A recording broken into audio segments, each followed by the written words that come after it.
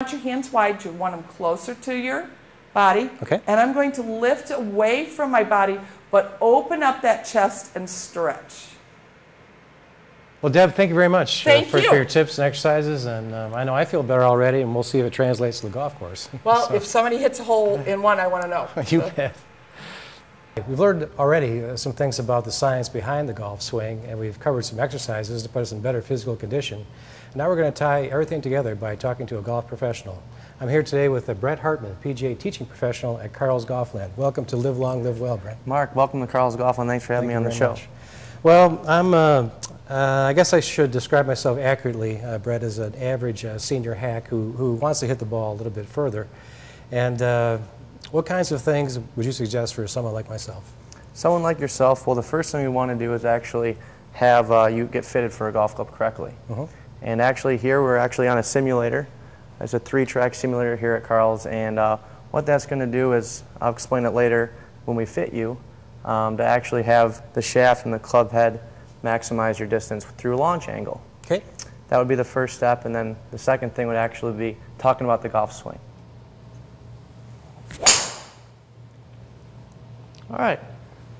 Looked like good contact there, and as you described, a very low ball flight. So we're going to actually take a look at the reading here, and the reading is going to give us two things we're really looking at here. Okay. We're looking at your launch angle, which is at 7.4. A 7.4 degree launch angle. Now that's a very extremely low launch angle. The spin rate is actually not bad. If we look at your impact tape where you hit the ball, okay, we hit it right here. It was a little off center. A little off center, yeah, but in the center. If we'd actually hit it lower, that would actually increase your spin. If we'd hit it high in the face, that would actually lower the spin rate. The ideal launch angle for this shaft, we'd like somewhere between 14, even low as 13, up to 16. Tee height is also extremely important when you're hitting a driver. We'd like half of the ball above the top of the club. Ball position off the inside left heel. So let me re-click this. And that is a 10.5 degree launch. And we'll see if we can get that a little closer to our optimum. Okay.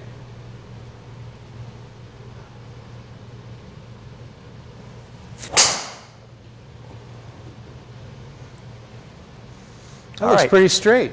Yeah. The technology will take care of the straightness, but most importantly, we had a higher launch angle, and as you can see, you hit that ball much further.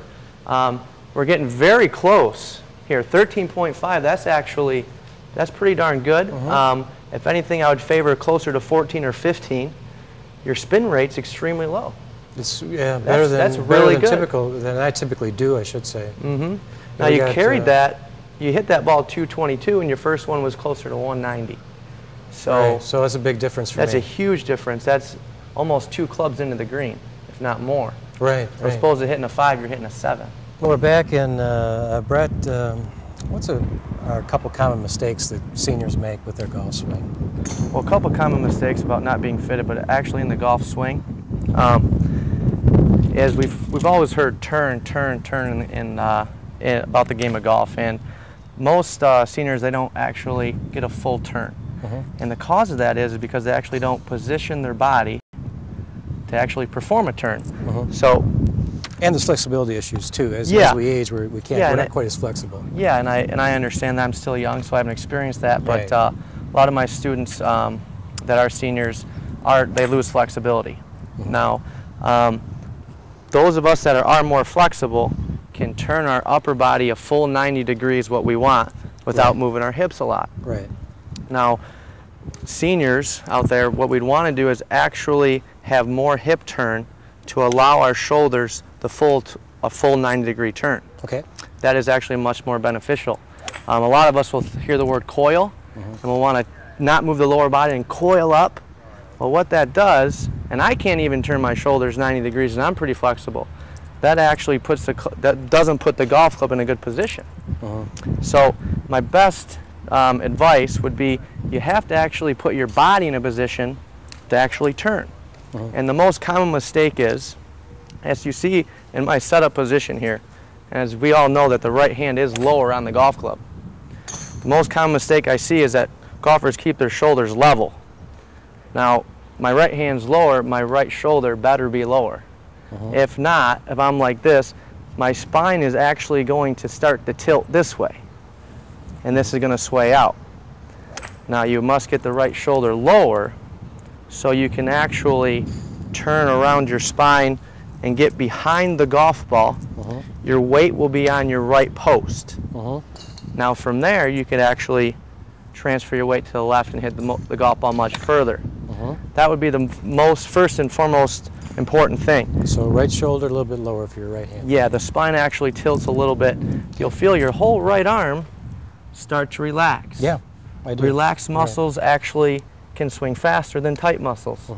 So right off the get-go, I see a lot of this, real tight arm, and the spine is straight up and down.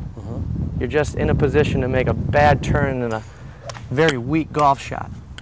So once you actually get into that position, you can make a full 90-degree to turn, depending on the individual. Individually, golf is taught.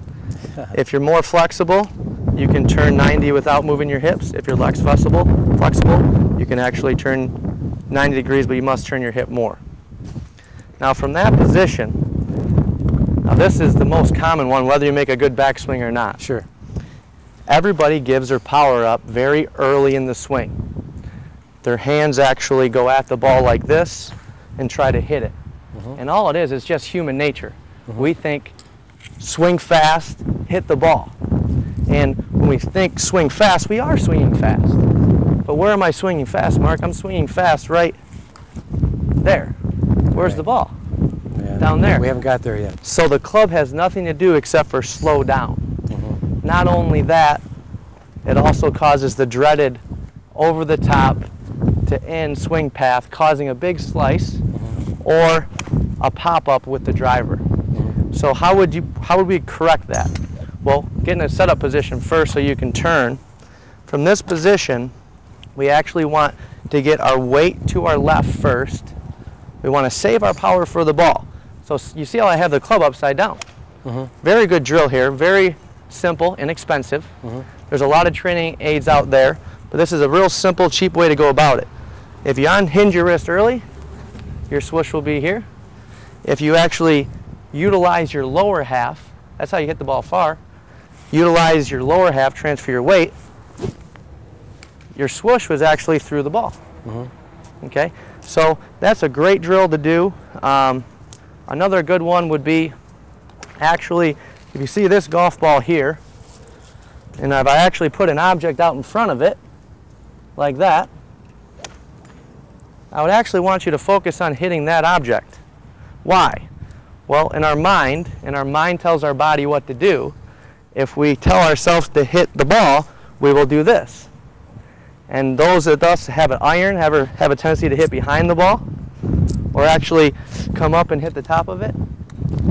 We'd actually want to think about hitting the tee, and all that's doing is tricking your mind. And actually, you'll actually hit down on the ball will go up in the air, your arms will be out in front of you like that. That's a really good performance drill. Another good drill is basically just make your turn, and it's basically sequence of motion. The weight goes forward. You'll see that the hips are turning first, the club is lagging behind, and the club finishes right in front of our chest. And as you see, when you get to this position, it's the same position that you started. Yeah. You don't want to change this relationship. There's your relationship. There's your relationship through the ball, and your arms will fold up due to speed. So I would really suggest you do some practice swings getting like this. And the speed of the golf club, the more you speed it up with your hips, the club will then come up due to speed. There we go, Mark. See what I mean, Brett? Third time's a charm. That's like being on the golf course. Every third drive is usually pretty good. But thanks a lot. I really appreciate it. Well, I appreciate you having me here, Mark. Thanks for coming in the car. Your advice was great, and now, again, no matter what the sport, I think we've talked about knowing the science behind the sport, and obviously getting in better physical condition, because Flexibility and strength are the keys to the game of golf, especially flexibility. And whatever sport you're involved in, get professional instruction. Be fitted properly with the equipment for the particular sport.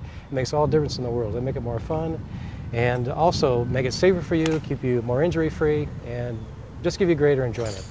So thanks, and we'll see you next time.